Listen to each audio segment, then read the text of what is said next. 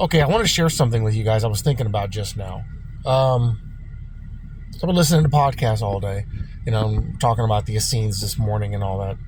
And I was listening to Ken Johnson, Josh Peck, and then listening to Mondo Gonzalez, a few others. And they're talking talking about the end and all that. And I was thinking, are we missing anything? And I asked the Lord, is there something we're missing? What do we need to know? What are we not getting? Just to kind of put the puzzle pieces together in a little bit more organized way, to try to get a thought process as to, how this all may unfold. We know the scenes say year 2025. I mean, you look at that calendar and you can get all that stuff from Ken Johnson. Is the Jubilee year transition, and then 2026 starts that final 50, and everything else has to unfold during that time frame. And I was thinking to myself, and it dawned on me as I'm driving down the road from my mom's, it dawned on me, what if we're looking at this backwards? Because we tend to think of, okay, well, March of this year, we're going to go into that final 50, and that's when things are going to start to change drastically and unfold and all that. So, we may have rapture, then there's going to be a little time, and then this is going to happen, that's going to happen, maybe the seals, and then like the 7-year tribulation may happen towards the end of that 50 years, and then, whatever's going to happen after that. And then, the Essenes say in, 2076, we go into the millennial reign. What if we're looking at this backwards? And it dawned on me, what if all the stuff that needs to happen happens at the beginning of the 50 years? What if the rapture of the church, the seals, I personally think the seals are going to be separate. The seals, the trumpets, are 7 trumpets, 7 years. The trumpets, the destruction, the wars, all that stuff. What if all that unfolds in the first 10 or 15 years of that 50? Because, in Daniel it says, blessed is he who comes to, I think it's 2,600 days. Well, it's 45 days past the 7-year tribulation. Well, that would be a great time for judgment and clarification, everybody getting organized. And I thought, everything's going to be wiped out. It's going to be massive destruction. It says the earth is going to reel to and fro like a drunkard. It's going to be shaking everything up. Nobody's going to be able to do anything. Everything is going to be destroyed and wiped out. Storms, heat, all this stuff's going to happen. And then the final battle. Well, what if the rest of that 50-year time frame is...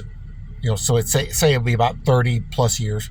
What if that is to rebuild the cities, have everybody get relocated, where they're going to add a lot land to the individuals, everybody in their own little province, getting leaders, that's going to be us, and put into the positions, and the Lord setting up His kingdom and Israel. The new temple, there's a new temple that's going to be built just for Him. It's all laid out in Ezekiel, I think. Or Zechariah, one of the two. But that whole temple, it gives all the details about it. All that has to be built. That's all going to take time to get everybody organized and get everything put back the way it was. Well, what if the rest of that 50 years is all of that? And then when it's all done, we roll into the millennial reign and everything gets kicked off for that time frame. I was sitting here thinking, I was like, are we missing something? Is it all going to be spread out over the whole 50 years? Or what if it all happens in the front and then the rest of that time is rebuilding and putting everything back the way it was? Because the Lord's going to use means to do it. We may even be helping Him do it. It's helping everybody get set up, get all the government set up, get everything put the way the Lord wants it. Then we go into the millennial reign, a full 1,000 years of everything unfolding the way it is.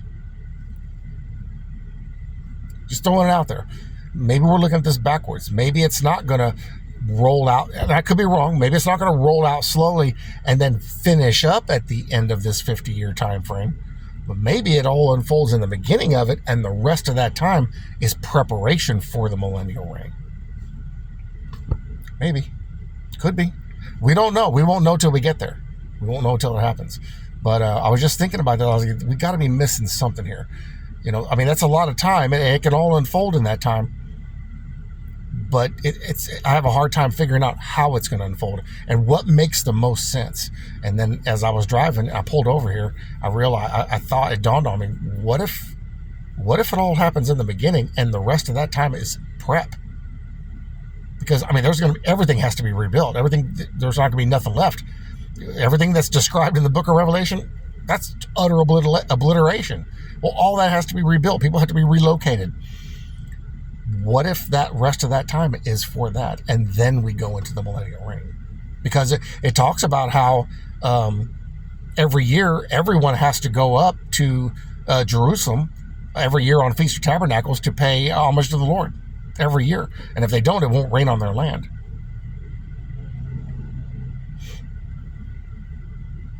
What if the rest of that time is for fixing everything and getting everybody situated and organized so that when that starts, then everybody, there's no excuse. Well, I'm stuck here. I'm trapped here because of this rubble. I have to rebuild this or whatever. That's all finished.